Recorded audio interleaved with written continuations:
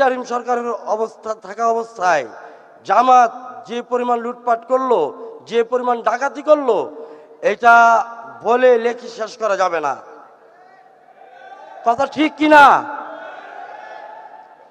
এই যে জাদুঘরে দেখলাম যে ডক্টর ইউনূস, আমাদের স্বরাষ্ট্রমন্ত্রী সালাউদ্দিন স্যার এবং জামাতের যে ডক্টর শফিকুর রহমান, দেখলাম তেল মারা ইউনূসের সঙ্গে বসে রয়েছে। আর সালাউদ্দিন ভাই বিএনপি কখনো তেল মারা শিখে নাই, তেল মারা রাজনীতি বিএনপি করে নাই, এটা এই পূর্বের ইতিহাসই আছে। সালাউদ্দিন ভাই দেখলাম পিছনে বসা। আজকে আল্লাহ তাআলা তার স্থান তাকে ঠিকই দিচ্ছে। শফিকুর রহমান সেই ইতিহাস 1971-এর ইতিহাস যদি বলতে যাই, তাহলে সেই রাজাকারের ভূমিকায় জামাত ছিল, এখনো তারা সেই ভূমিকাতেই আছে। তারা জুলাইকে ধারণ করে না, তারা জুলাইকে বিক্রি করে। জামাত জুলাইকে বিক্রি করতেছে এখনো, আর বিএনপি যা জুলাইকে ধারণ করে।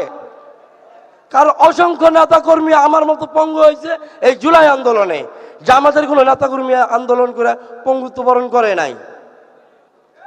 আমি বিনীতভাবে অনুরোধ করব, জনাব তারেক রহমান প্রাইম মিনিস্টার, আমাদের বাংলাদেশের অভিভাবক এবং জিয়াউর রহমানের সুযোগ্য সন্তান, আপুসের নেত্রী মা খালেদা জিয়ার সুযোগ্য সন্তান, আমাদের প্রিয় নেতা, আমাদের প্রাণের প্রিয় নেতা তারেক রহমানের কাছে, যে আমরা যারা হাত পা হারাইছি তাদের এখনো আমাদের সরকারের পক্ষ থেকে তাদের হাত পায়ের কোনো ব্যবস্থা করে দেওয়া হয় নাই, তারা চলতে ফিরতে পারে না।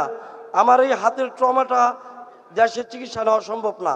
ডাক্তার বলছে যে দেশের বাইরে যদি সুযোগ থাকে যান, আপনার এই হাতের রগের সমস্যাটা ওইখানে সমাধান করতে, কারণ এটা তো কাইটা ফেলাই দিছে, রগের মাথাটা তো আর বন্ধ হয় নাই।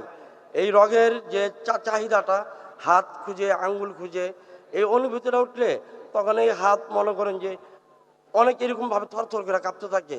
ওই ব্যথাটা সহ্য করার মতো বাংলাদেশে কোনো ব্যবস্থা নাই। আমি আমাদের অভিভাবক এবং বাংলাদেশের অভিভাবক, 18 কোটি মানুষের অভিভাবক, যাকে বিজয়ী করছে বিপুল ভোটে, দেখেন বিএনপিকে ভালোবেসে কি পরিমাণ মানুষ আন্দোলন সংগ্রাম করে। ওই যে মা খালেদা জিয়া বলে গেছিল না যে আমার তারেক জিয়া যখন দেশে আসবে লক্ষ কোটি জনতা তাকে বরণ করবে। মার কথা মিথ্যা হয় না, ভবিষ্যৎবাণী বলতে পারে, এটা হলো বাস্তব প্রমাণ। আমাদের বয়স তো অল্প। মা খালেদা জিয়া যখন ময়মনসিংহ গেছে সমাবেশ করতে, তখন আমরা ওই সমাবেশে অংশগ্রহণ করি 2006-এ। তখন স্লোগান ছিল একটাই ময়মনসিংহের, ডাক দিয়েছে লিটন ভাই ঘরে থাকার সময় নাই। ওই স্থান থেকে আমার রাজনীতি শুরু। তো ধন্যবাদ, অনেক সময় নিয়ে নিয়েছি। আমি চাই আমাদের পুনর্বাসন এবং হাত পায়ের যাতে prime minister Tarique Rahman sir যাতে আমাদের ব্যবস্থা করা যায় অতি শীঘ্রই, এটা আহ্বান রাখছি। আসসালামু আলাইকুম।